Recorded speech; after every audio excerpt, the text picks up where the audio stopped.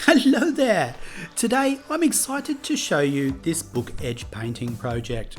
It's honestly a fun way to customise your sketchbooks, journals, or even that favourite book series you've got on your shelf.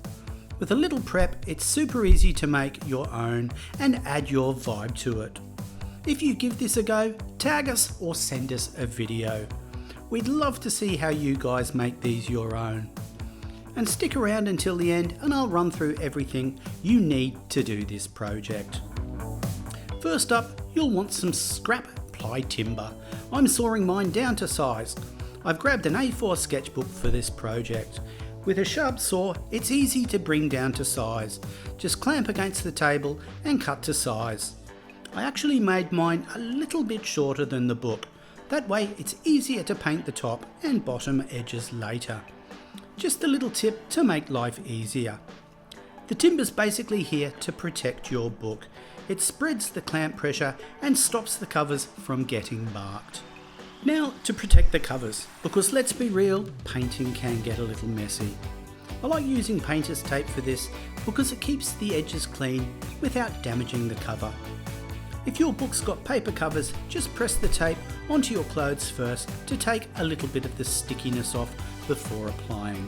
I've put the tape over 3 open edges, with half the tape wrapping onto the front and back covers. Once that's on, place your timber on either side of the book and clamp it all together. Try to keep the clamps close to the edges and spaced out evenly. I only needed 2 clamps for this book, but if yours is thicker, you might need 3 or more. Thinner, maybe less. You can even flip one of the clamps around if the weight feels unbalanced. And I like to angle mine a little so it's easier to get to the top and sides without having to readjust. Now for the fun part, the painting. I'm using watercolours because when they dry, your pages won't stick together. And you can go wild here, bold patterns, cute gradients, whatever suits your style or the book. I'm doing a little starry night look for this one. I've started with purple in random spots along the edge and then added cobalt blue around it. If you like this project, we've got loads more on our website. Jump online to check out our Create blog and sign up with Creative Connection to get lessons, inspo tips and more sent directly to your inbox. Staying inspired doesn't have to cost a cent.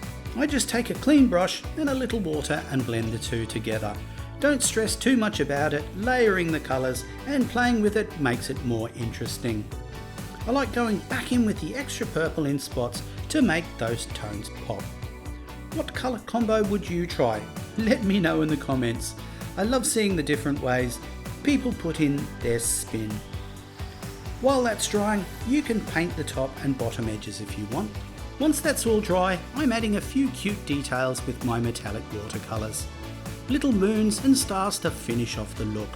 I'm just freehanding it, but you could totally use stickers or stencils if that's your thing.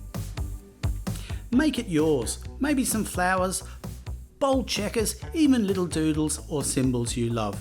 There's no rules. Stay inspired and don't miss a video from us. Subscribe and leave a comment below with what you'd like us to create next. We'd love to hear from you. To make it pop a little more, I'm adding tiny dots of white acrylic paint as distant stars. Just those little details make it feel extra special. Have you created one of our projects? Make sure you send us a photo. We love seeing your creations. Let it completely dry, and then the best bit, gently take off the clamps and peel off the tape.